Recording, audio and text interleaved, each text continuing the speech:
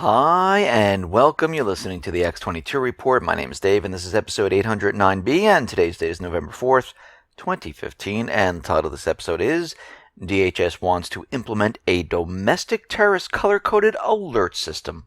Let's get into the economic collapse, political, and geopolitical news.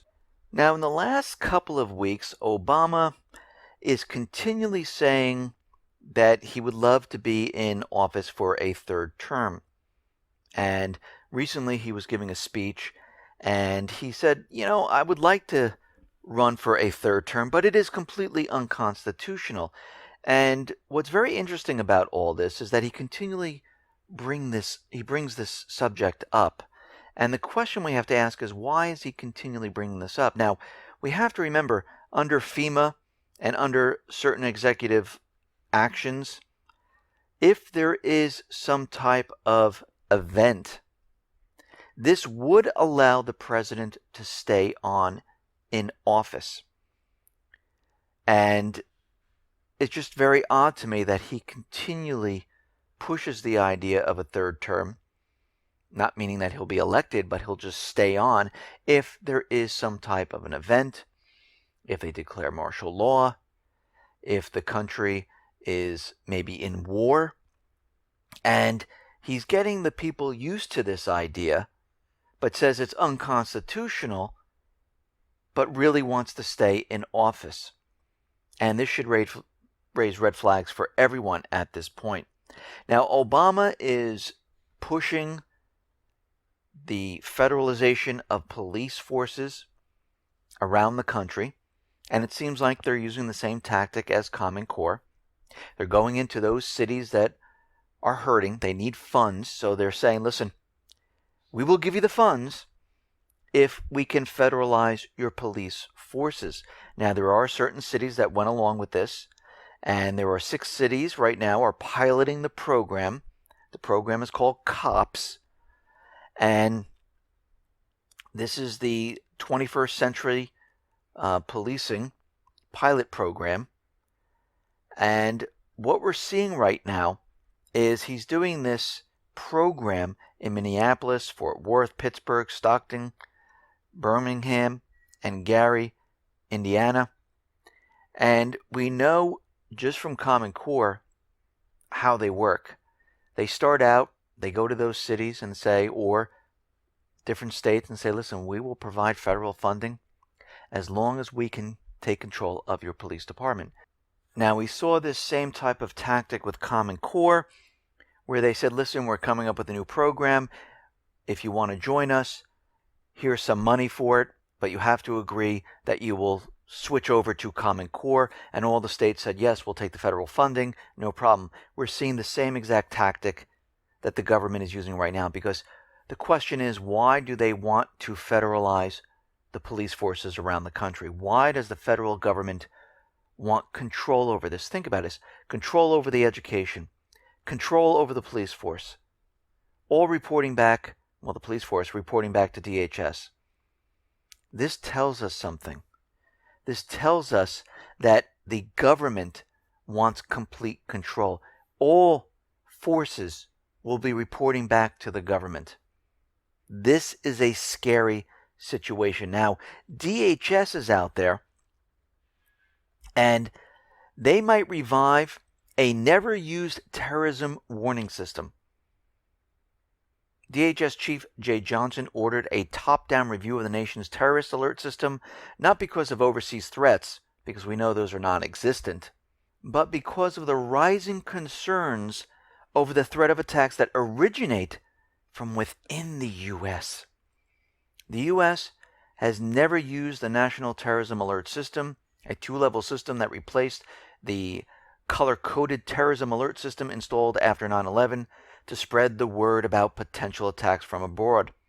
But after a homegrown violent extremist killed 5 service members in Chattanooga, they're saying maybe we should implement this and jumpstart the system.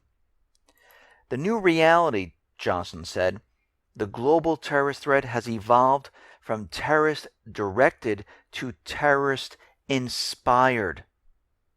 So they're just looking at now the inspired attacks, not terrorist directed. And when you look at the report, it asserts, with no evidence whatsoever, that an unquantified resurgence in right-wing extremist recruitment and radicalizations activity is growing, and we are on the lookout for domestic terrorism. And they're saying a lot of this is due to home foreclosures, job losses, and many other things. So think about what they're saying right now. They're saying they are worried about the people when this economy continually collapses, like we're seeing right now, as more and more people get laid off, as more and more people lose their homes. A lot of people are going to get very, very upset because the economy is just going to get worse at this point. It's not going to get better. And they want to implement a domestic terrorism system. This is not looking for real terrorists. This is looking for people that might be upset with the government. That might say, you know something?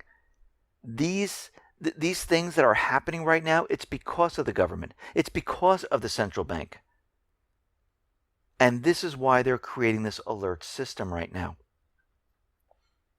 I mean, every country is basically looking at the people, and we can see just by the United States, Canada, Europe, they're making sure they have control of the situation because they know what the situation is going to be. It's going to be a complete collapse of the system.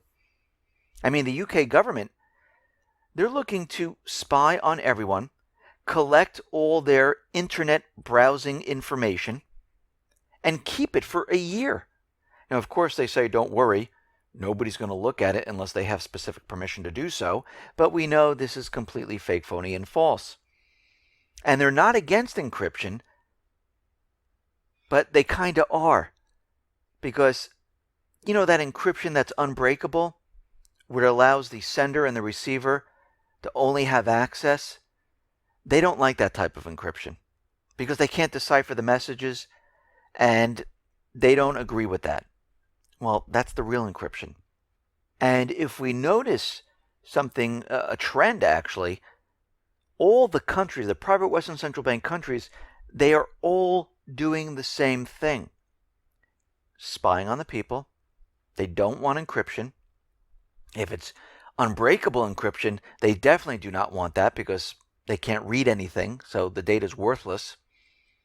And we see the United States doing it, European nations doing it, France, Spain, Italy. We see the UK, we see Canada, we see Australia, because their biggest worry is when this system comes crumbling down. They want to make sure they have the ability to find out who's doing what. They want to make sure they have the ability to pick out those people who are going to cause a problem. And then alert everyone to be afraid and don't look out your windows so we can come and collect those people. This is what's happening right now. And as time goes on, it's just going to get worse. Now, out in Turkey, we've just seen elections where Erdogan kind of won. Well, actually, it's turning out that he actually fixed the elections because all of a sudden he was trailing and all of a sudden, boom, out of nowhere, he won the election. And the people started to riot, protest, and Erdogan sent out his teams to crack down on anyone that even looked like they might be against this government that he has.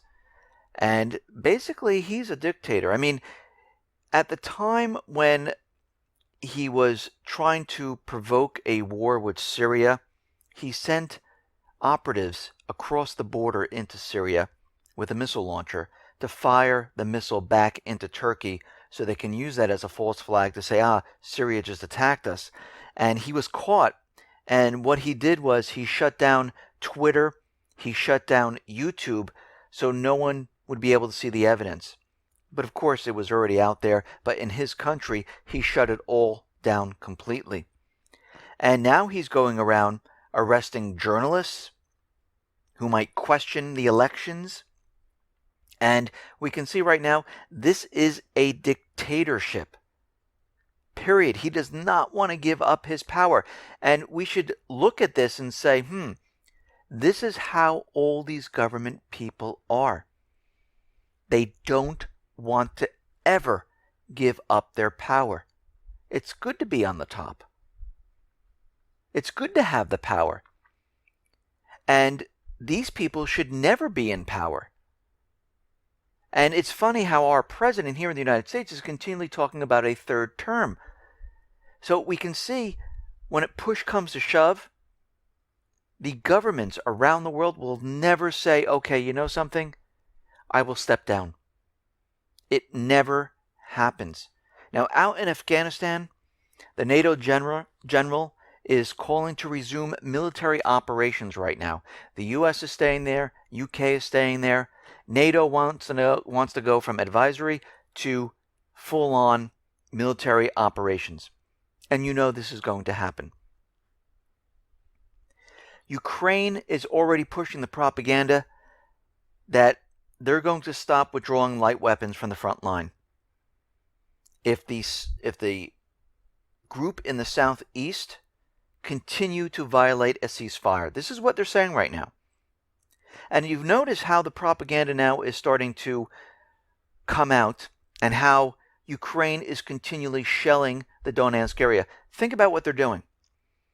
They're shelling the area, pulling back their equipment, hoping the Donetsk, Lugansk people do something. So this way they can say, they just violated the ceasefire. Remember, this whole Minsk II agreement is one-sided. They don't look at Kiev. They don't look at what they're doing. Remember, it expires at the end of the year. And I think they're going to use this to their advantage. They're going to have a false flag event, and they're going to push this war forward. They've had a very long time where the United States, UK, and other forces were in there training the National Guard, the armed forces, bringing in weapons. And we can see they're going to push this hard. Now, the United States has been building U.S. aircraft carriers. This is the backbone of the global U.S. military. And a lot of individuals high up in the hierarchy are saying that the aircraft carriers right now are obsolete. Why? Because China and Russia basically have missiles that are aircraft carrier destroyers. And these are very hard to shoot down because they maneuver when locked on and they take a different trajectory. And the U.S. just doesn't have the weapons to stop this. And the aircraft carrier is a gigantic floating target. And they can just take them out.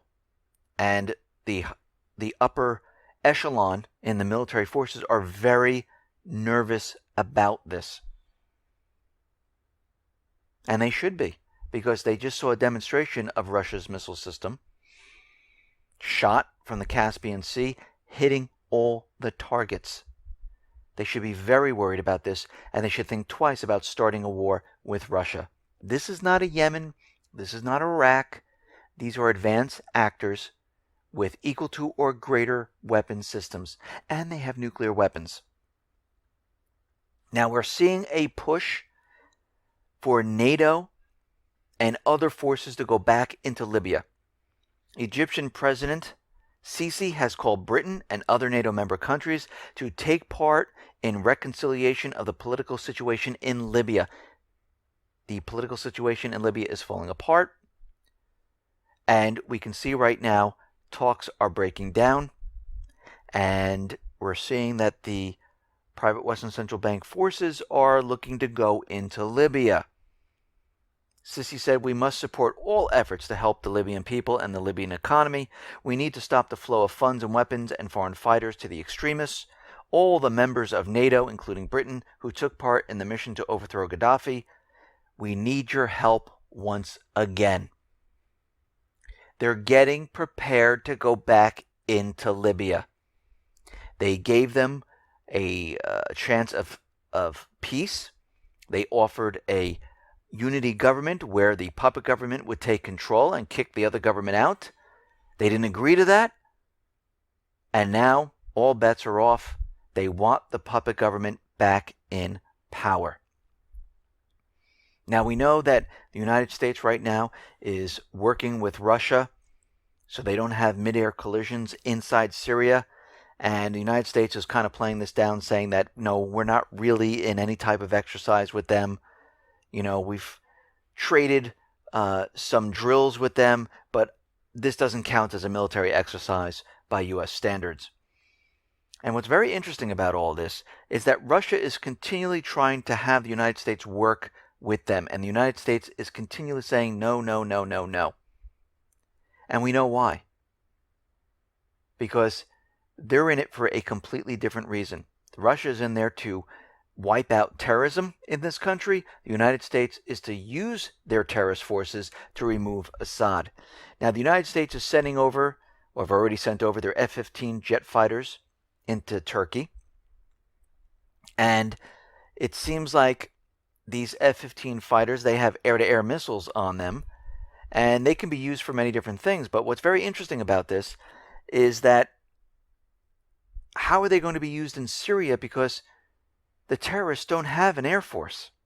So why would they need the F-15s for this? So we have to think to ourselves, what is the purpose of this? I mean, are they planning to go up against Russia? And if they are, these are old jets. They can't fight against the newer Russian jets. There's no match whatsoever. So this whole thing looks like they're being set up, and it looks like they're trying to push this war forward at any turn they possibly can. A Human Rights Watch group said, yes, the Free Syrian Army, the moderate rebels, they are committing war crimes in Syria. Remember all the times the United States was out there saying it was Assad? Well, it's starting to look like it's the moderate rebels or the terrorists. You know, the terrorist organizations that the United States supports. A Human Rights watchdog group yet is saying, yes, it's really the moderate rebels. It's amazing how things come out and everything's being turned around now. And everything the United States says was completely fake, phony, and false. Now, if they're treating the people in Syria like this through their terrorist organization, how do you think they really want to treat us? Can you imagine if they can get the Constitution completely out the door and get rid of the rights of the people? I know a lot of people say it's suspended, but if they can just completely get rid of it, how do you think we'd all be treated? Just like the people in all these other countries. This is the only thing that's protecting us right now. Now, the United States is saying that the special operations mission in Syria is going to remain classified, and we can't tell you what they're really doing in there. Now, Russia is hoping, as they're trying to put together this peace deal, that the United States can tell them who the moderates are. And they're waiting for the list of those who are the moderate opposition so they can start the peace talks. And they're hoping to get this in the next couple of days. Now, Russia is reporting that there's about 30,000 foreign mercenaries inside Syria right now. Is anyone fighting in there Syrian except for the Syrian army? No, they're not, because the United States went out, hired paid mercenaries to fight in this war to remove Assad. And they're finding out, yeah, that's what they're there for. There are no Syrians fighting to remove Assad. It's all paid mercenaries. Maybe there's one. Now, we have to remember, this whole Syrian invasion was planned back in 2012. And we know the no boots on the ground was a complete lie from the start, because back in 2012, from the Brookings Institution, they laid out a plan, and we discussed this before. And they said the first step in gaining control of Syria or causing its division, and destruction is to create a buffer zone or safe haven. And they said one way to do this is to insert special forces into Syria. Wait, aren't they doing this right now? So they're saying to send in these special forces, and via the ground forces, they'll be able to set up safe zones and buffer zones that could be monitored for possible signs of enemy attack through a combination of technologies, patrols, and other methods from outside special forces could help Syrian local fighters set up. So we're seeing right now that this has been the plan all along. And it seems like they're bringing in the special forces now, still following the plan. I mean, this is just unbelievable. So the special forces in there, they're destroying evidence. They're setting up safe zones and buffer zones. And they're continually following this plan that was laid out back in 2012. Now, there is intelligence, and we've talked about this before, where Turkey and Qatar, they're flying the Islamic State out of Syria. And we're seeing that the U.S. and the allies, they built an airlift for evacuation for the Islamic State. They're shipping them all down into Yemen right now. And this is continually happening at this point. Senator Graham is calling for the authorization for war because they're very worried right now that the next 9/11 is coming, and it will be coming from the Islamic State. So we need to pass the authorization for war. So they're already pushing this as hard as they possibly can because they know they need to bring full forces into the Middle East. So now there's going to be a run-up to push the authorization for war because they've just lost Yemen, Libya, Lebanon, Iraq, and they're losing the battle in Syria. And without bringing ground forces into this picture, they'll never be able to retake any of these countries. So there's going to be a huge, huge push to get this authorization for war passed. And that allows them to go after the Islamic State, Al-Qaeda, Al-Shabaab, Boko Haram, or any other terrorist group, no matter what country they're in. So basically, it's allowing the U.S. government to go and invade any country they want. Now, of course, we had the Islamic State out there, and they're saying that they're the ones who downed the Russian plane.